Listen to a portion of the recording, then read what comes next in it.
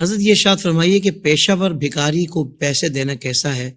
کیا ان کو بھیک دی جائے گی تو ثواب ملے گا یا نہیں؟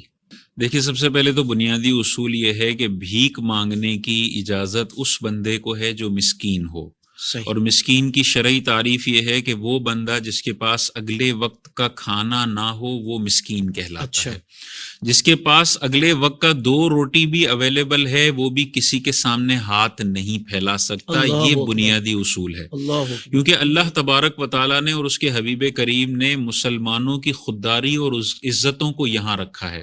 اللہ تعالیٰ شدید ناپسند کرتا ہے کہ بندہ کسی کے سامنے ہاتھ پھیلائے، اس لیے کہا کہ بہت مجبوری ہو اور مرنے جیسے ہو جاؤ تب ہاتھ پھیلانا. جب تک تم ہاتھ پھیلانے سے بچ سکتے ہو تم نے بچنا ہے، چاہے فاقے کرنے پڑے. جو شخص بغیر کسی حاجت کے، بغیر کسی ضرورت کے اپنا بوجھ دوسروں پر ڈالتا ہے اور لوگوں کے سامنے ہاتھ پھیلاتا ہے، یہ میدان محشر میں اس حال میں آئے گا کہ اس کے چہرے پر گوشت کی ایک بوٹی بھی نہیں ہوگی. اللہ اکبر. یعنی دنیا میں لوگوں سے بھیک مانگ مانگ کے اس نے اپنے گھر چلائے ہیں اور عادی ہو گیا ہے، پیشاور بھکاری ہو گیا ہے، کام کاج کچھ بھی نہیں کرتا، صبح سے شام تک بھیک مانگتا ہے.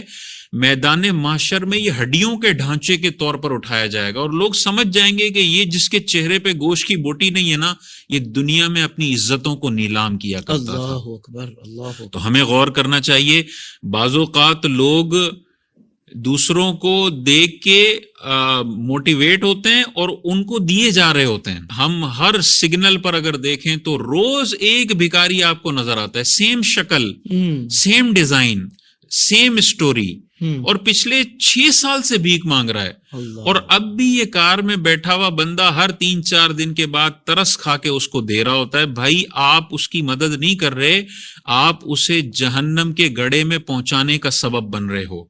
اور قرآن مجید میں اللہ تبارک و تعالیٰ نے ارشاد فرمایا کہ نیکی اور بھلائی کے کاموں میں ایک دوسرے کی مدد کرو اور گناہ کے کاموں میں ایک دوسرے کی مدد نہ کرو. جب آپ کو واضح نظر آ رہا ہے یہ پیشاور بھکاری ہے تو اس کو دینا گناہ ہے. علماء نے لکھا اس پہ کوئی ثواب نہیں ملے گا.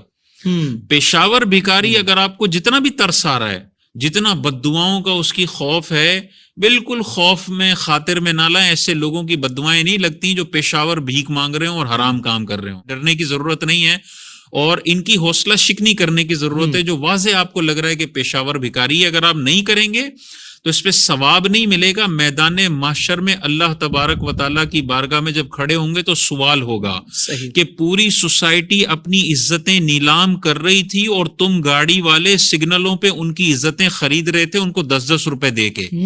اگر تم نہ دیتے، یہ مجبور ہو جاتے کہ ہمیں کوئی عزت کا کام کرنا ہے، تم نے دے دے کے ان کو بھکاری بنایا اور انہوں نے اپنی عزتیں نیلام کی، تو یہ الزام ہم پر بھی آئے گا.